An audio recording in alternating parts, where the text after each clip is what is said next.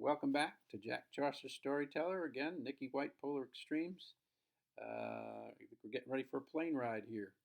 This is called Chapter 9, The Point of No Return. Nikki's point of view.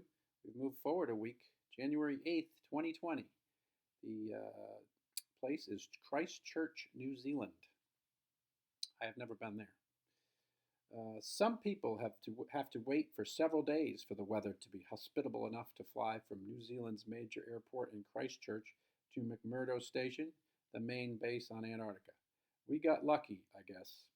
Just 7 hours after landing on the flight from Cape Town, Roy was sitting between Thomas and me on a bouncy shuttle bus as we drove along the tarmac toward a U.S. Air Force plane that looked too heavy to get off the ground.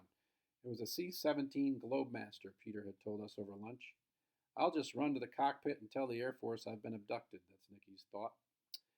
But Roy had repeated Peter's warning to me, adding, I already saved your life once, so I owe you one the other way if you pull any bullshit. He told me he didn't even want me to speak for the entire trip. I assume he had a similar arrangement with Thomas, but he actually seemed like he wanted to go. I couldn't believe how much Peter and Roy, and perhaps prison, had curbed his compulsive anger and fucked that attitude.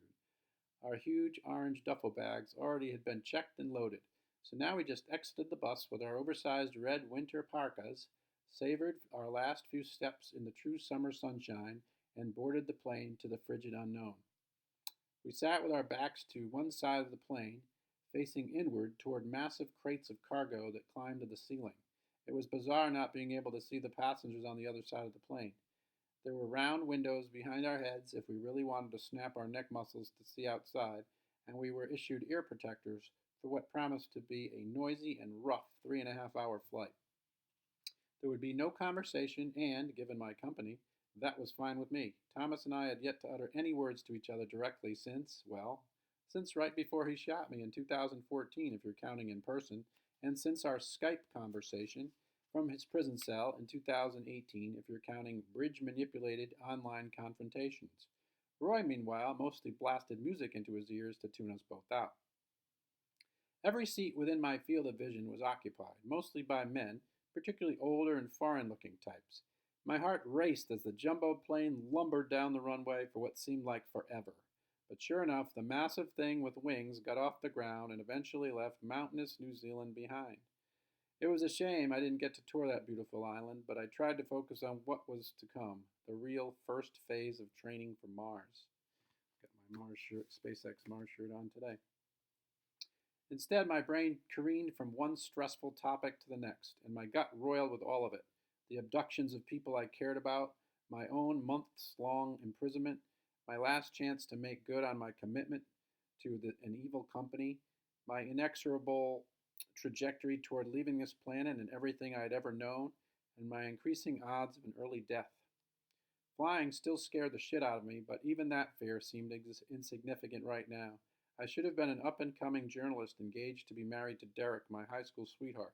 Instead, I had signed on for a detour over the bridge to spectacular disasters.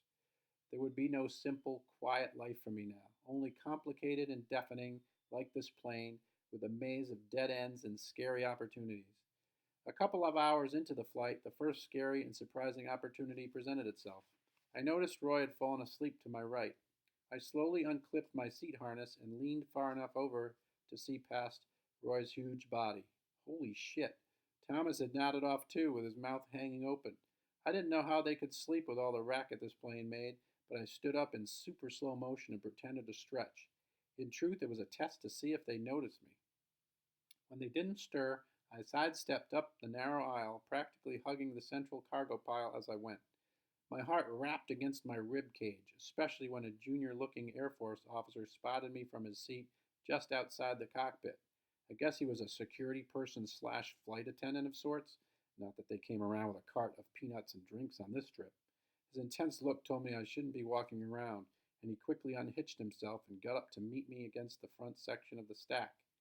Bathrooms in the back, he shouted over the din, but we discouraged moving around on this flight and were past the point of safe return. I found out later that was a euphemism for the point of no return, the place beyond which we no longer could turn back toward Christchurch, even if a blizzard hit McMurdo, because there wouldn't be enough fuel. There was so much I wanted to scream in that moment of hesitation, but I totally and miserably choked. And "but I" was the sum of what I managed to say. "Go back," he snapped, cutting me off like a bratty kid who couldn't seem to follow instructions. "Nobody's allowed to stand around up near the cockpit." With that, the young military man showed me his back, and I slinked and sidestepped my way through an awful, tear-filled retreat. Roy and Thomas slept through it all, and I returned to my seat, bracing for an impact that never came to save me from myself.